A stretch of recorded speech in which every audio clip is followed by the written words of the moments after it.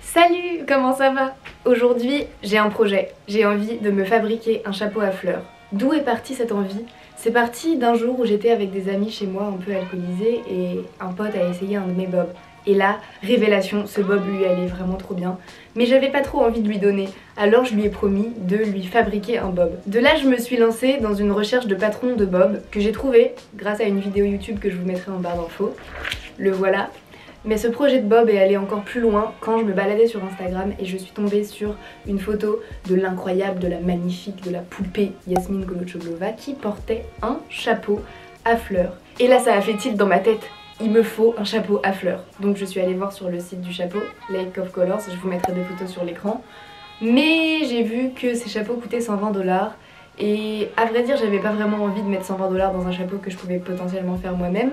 J'ai cependant subtilement envoyé un DM à la marque sur Instagram en leur disant Hey, I love your hats, en espérant au fond de moi qu'ils aient la brillante idée de me proposer de m'envoyer un chapeau. Mais non, ils m'ont simplement répondu thank you. Donc j'ai pas voulu forcer et je me suis dit c'est l'occasion, c'est le moment, je vais me faire un chapeau à fleurs. Bon, c'est vrai que dans cette histoire, j'ai un peu oublié le bob que je devais faire pour mon pote parce que clairement je vais pas lui offrir un bob à fleurs, c'est le genre de mec TN Lacoste. À mon avis, bob à fleurs, il va pas trop kiffer. Mais t'inquiète, je t'oublie pas Mathias, t'auras ton bob. Mais là je suis lancée dans une frénésie de bob à fleurs donc je peux pas m'arrêter. En plus, le tissu que j'ai prévu d'utiliser est absolument magnifique. Ça va être trop beau, j'ai trop hâte d'avoir un chapeau avec ce tissu. Ah oui, et pour ce début de vidéo, j'ai vraiment fait aucun effort niveau style. On est à base de shorts XXL avec une tache de ketchup, chaussettes grises dépareillées et pull mauve beaucoup trop grand. Mais je compte bien, après avoir réalisé ce bob, me faire un putain de look. Donc restez jusqu'à la fin de la vidéo pour voir ça. Et c'est parti! Il va falloir un setup assez spécial là, surtout étant donné que j'ai toujours pas investi dans un bureau, tout va se passer par terre. Mais bon, on me connaît, c'est jamais très professionnel. Première étape, c'est découper le patron. Je pense que jusque là on devrait s'en sortir.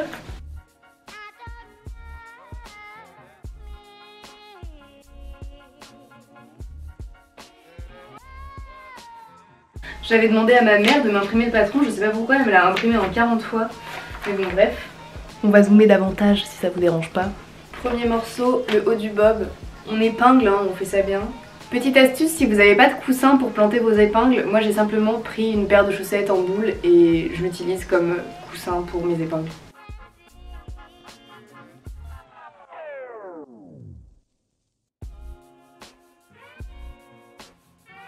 Est-ce qu'on a fait ça bien? Révélation.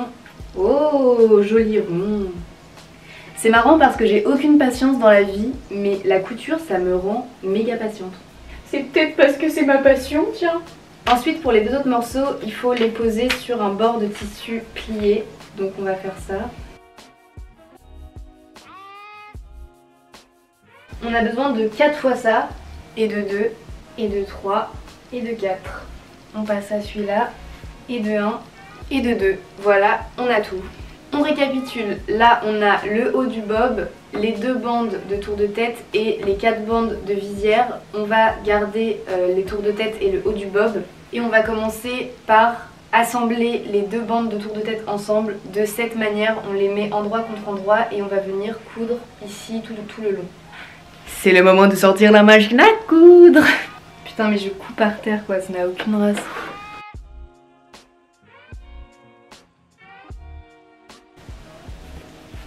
Tadam!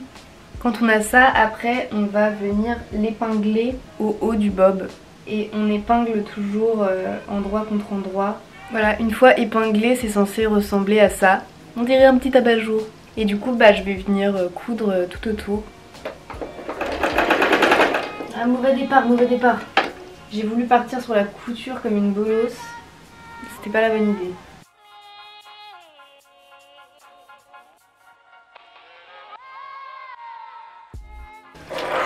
J'ai peur de ce que ça va donner. Oh waouh, ça a l'air réussi là.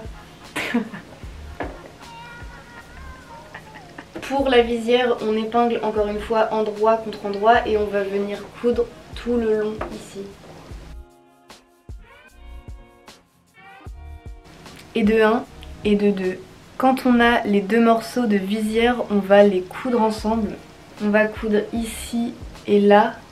Et pareil de l'autre côté, toujours endroit contre endroit. Vous voyez, j'ai épinglé ici et là de l'autre côté.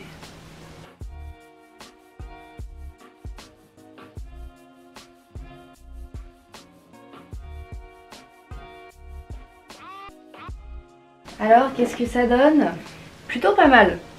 Bon, maintenant qu'on en est là, pour donner l'aspect rigide à la visière du bob, je vais faire une couture qui va faire tout le tour comme ça en rosace, en utilisant comme marqueur la taille du pied de la machine à coudre. Je sais pas si je suis très claire dans mes explications, mais je pense que vous avez compris. De toute façon, vous allez le voir en image. J'ai pété mon aiguille.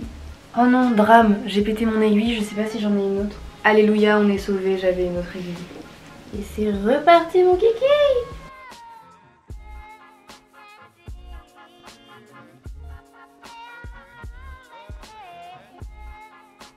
J'ai ma visière bien rigide, alors maintenant c'est le moment fatidique de l'assemblage.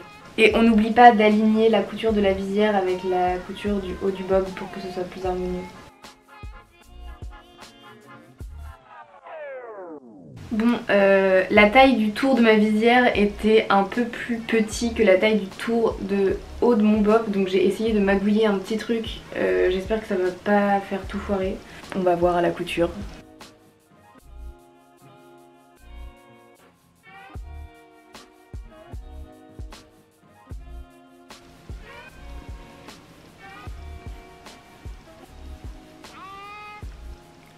Eh, ça a l'air d'être pas mal. On va essayer ça. Et franchement, je suis pas mécontente du résultat. On peut même faire un petit pli. Oh, c'est cute comme ça. Je sais pas, dites-moi ce que vous en pensez. Il y a juste ici ma petite magouille là qui se voit un peu, mais en soi, c'est grave ce que je voulais. Bon, maintenant, passons à la dernière phase, faire une bête de tenue avec ce chapeau. C'est parti! Oh! Alors, qu'est-ce qui peut se marier avec ce chapeau?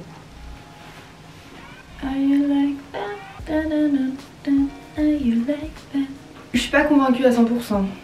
Mais si c'est mignon avec ce haut. Par contre, le pantalon, pas trop. Oh, j'ai trouvé la jupe parfaite. Franchement, j'ai du goût, je trouve.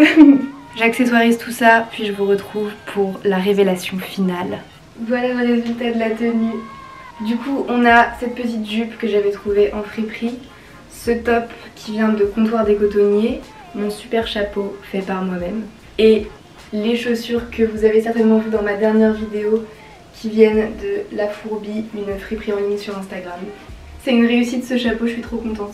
Bon, cette vidéo est terminée, j'espère que vous avez kiffé. Moi, je suis hyper heureuse d'avoir ce nouveau chapeau, c'est exactement ce que je voulais. Je sais que dans les prochains jours, je vais pas arrêter de le porter. En tout cas, si ça vous intéresse de refaire la même chose, je vous mets le patron en barre d'infos. Et je vous fais plein de gros bisous. Je vous dis à très bientôt pour une prochaine vidéo. Mouah.